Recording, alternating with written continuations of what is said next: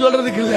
நீரிடை உறங்கும் ஜங்கு நிழலிடை உறங்கும் மேதி தார்மறை உறங்கும் செய்யால் தாரிடை உறங்கும் அண்டுன்னு ராமாயணம் பாடுது பாருங்க. நீரிடை உறங்கும் சங்கு அப்படின்னா என்ன அர்த்தம்? தண்ணிக்குள்ள சங்கு தூங்குதான். வண்டு தூங்க முடியுமா? ஏன் தூங்குது? அடுத்த வரியை கவனிச்சீங்கன்னா அது நிம்மதியா இருக்கான். கவலை இல்லாத மனிதனுக்கு தூக்கம் வரும். எல்லாருக்குமா தூக்கம் வருது? கவலை வந்துட்டா தூக்கம் வராது. சந்தோஷம் வந்துட்டாலும் தூக்கம் வராது. தெரியுமா உங்களுக்கு? புதுசா ஒரு பொண்ணு மாப்பிள்ள கல்யாணம் பண்ணி முதலிரவு ஒரு வாரம் வாழ்ந்தாரு. திடீர்னு வெளிநாட்டுல வேலை, மனைவியை விட்டுட்டு வெளிநாட்டுக்கு போயிட்டாரு. ஒரு வாரம் தூங்கல அந்த அம்மா, புருஷன் போயிட்டாருன்னு. போனவர் ஒரு வாரத்துல திரும்பி வந்துட்டாரு. இப்பவும் தூங்கல, வந்துட்டாருங்கிற சந்தோஷம். வாரா துஞ்சில் அப்படின்னு பாடுறாரு வள்ளுவர்.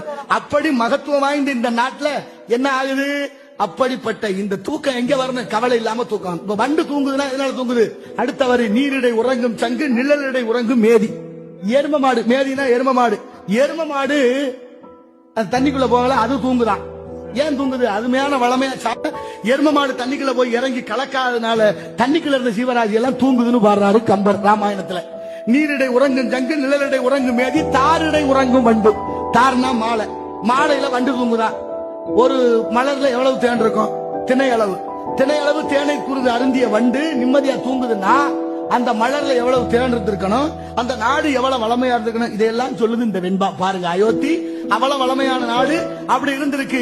இதனால மருது அந்த தேனை சாப்பிட்ட வண்டு மயக்கமுட்டு அதிலே தூங்குதான். அடுத்தபடியா பாருங்க, தாமரை உறங்கும் செய்யால். தாமரைனா மலர். அந்த தாமரை மலர்களை தூங்குற செய்யால்னா யாரு? மகாலட்சுமி. மகாலட்சுமியே தூங்குறாளாம் அயோத்தியில. ஏன் தூங்குறா? அப்படின்னா எல்லாரும் கோடீஸ்வரர்களாம். அப்படின்னா கோடீஸ்வரர்கள் மட்டுமில்ல, போதுங்கிற மனசு இருந்துச்சான். இதுக்கு மேல நமக்கு வேண்டாம் அப்படிங்கிற எண்ணம் இருந்ததுனால மகாலட்சுமிக்கு அவங்க வேலை இல்ல, மகாலட்சுமியே தூங்குறா. இப்ப நம்ம அப்படியா நினைக்கிறோம்?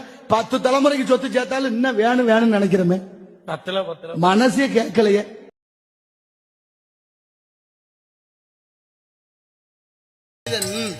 எங்க தலை வச்சு படுக்கணும் கூட சித்தர்கள் சொல்லியிருக்காங்க. கிழக்கு உத்தமம், ஓங்குயிர் தெற்கு, மத்திவம் மேற்கு, மரண வடக்கா. பூமத்திய ரேகைக்கு இந்த பக்கமா இருக்கிறோம், தலையை வடக்க வைக்க கூடாதுன்னு அப்பவே சொல்லியிருக்காங்க. அது போல காத்துக்கு ஒரு பேர் இருக்கு பாரு. தெற்கே இருந்து வந்தா தென்றல், வடக்கே இருந்து வந்தா வாடை, கிழக்கே இருந்து வந்தா கொண்டல், மேற்கே இருந்து வந்தா கோடை. சாப்பிடுற சாப்பாட்டுல இருந்து உண்ணுகிற உணவு, உடுத்துகிற உடை, சுவாசிக்கிற காத்து அத்தனைக்கும் தமிழர்கள் பரிச்சயம் பண்ணி வைத்திருக்கிறார்கள், பகிமாரம் பண்ணியிருக்க. ஆனா அதை உணரவோ படிக்கவோ தேடவோ ஆளும் இல்லை, சொல்லிக் கொடுக்க வழி இல்லை. ஆனா அதனாலதான் எல்லாரும் எல்லா விதமா நம்மளை பார்த்தா என்ன சொல்றாங்க? ஆட்டு மந்த கூட்டம். அது எப்படி? சாஞ்சா செம்பரி ஆட்டு கூட்டமா? சாஞ்சா சாயிர பக்கமே சாயிர செம்மறி. முதல் போற ஆட்டுக்குட்டிக்கு தெரியுதுதான் வழின்னு, கடைசியில போற ஆட்டுக்குட்டிக்கு நடுவால போற ஆட்டுக்குட்டிக்கு வழி எதுன்னு தெரியுமா? ஒரு நாளும் தெரியாது. எவ்வளவு விஷயங்களை நமக்கு நிமிர்ந்து பார்க்கணும். எது வந்து பாதையா இல்ல திசை மாறி போறமா, இது நல்லதா கெட்டதா அப்படின்னு எதிர்த்து பார்த்தால்தான் நம்மளுக்கு தெரியும். எதுக்குமே தெரியாம சாஞ்சா அப்படியே ஒரே நிலையில போக கூடாதுல்ல.